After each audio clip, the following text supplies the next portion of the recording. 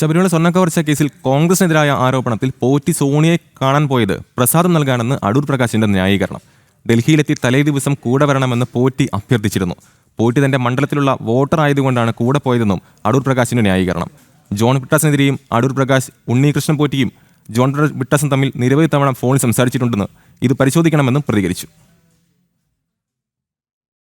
അത് ഞാൻ എൻ്റെ നിയോജകമണ്ഡലത്തിൽപ്പെട്ട ഒരു വ്യക്തിയാണ് ഈ ഉണ്ണികൃഷ്ണൻ പോറ്റി.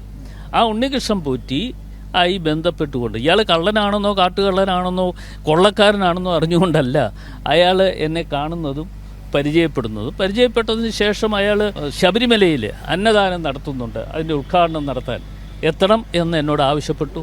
ഞാനവിടെ പോയി ഉദ്ഘാടനം നടത്തി ഞാൻ മടങ്ങിപ്പോന്നു. അതിനുശേഷമാണ് അവിടെ നടത്തിയ പൂജയുമായി ബന്ധപ്പെട്ടുകൊണ്ട് ഇയാൾ ഡൽഹിയിൽ വന്നിട്ട് എന്നോട് പറഞ്ഞു, സോണിയാഗാന്ധിക്ക് കൊടുക്കാനുള്ള ഞങ്ങൾ പൂജ നടത്തിയിട്ടുള്ള കാര്യങ്ങൾ സോണിയാഗാന്ധിക്ക് കൊടുക്കാൻ വേണ്ടിയാണ് ഞങ്ങൾ വന്നത് എന്ന് പറഞ്ഞ് അപ്പോൾ അവരോടൊപ്പം ഒന്ന് ചെല്ലണമെന്ന് പറഞ്ഞ് ഞാൻ പോയി. ഇതിനെ എല്ലാം നേതൃത്വം കൊടുത്ത ഒരാളുണ്ട് ഡൽഹിയിൽ, ഒരു പാർലമെൻറ്റ് അംഗമാണ്. അതേക്കുറിച്ച് നിങ്ങൾ അന്വേഷിക്കുക. ആരാണെന്നോ? അത് മാർക്സിസ്റ്റ് പാർട്ടിയുമായി ബന്ധപ്പെട്ടുകൊണ്ട് ഇപ്പോൾ പ്രവർത്തിച്ചുകൊണ്ടിരിക്കുന്ന ഒരു വ്യക്തിയുണ്ട്. അദ്ദേഹം എത്രയോ പ്രാവശ്യം ഇദ്ദേഹത്തെ ഫോൺ ചെയ്തിരിക്കുന്നു.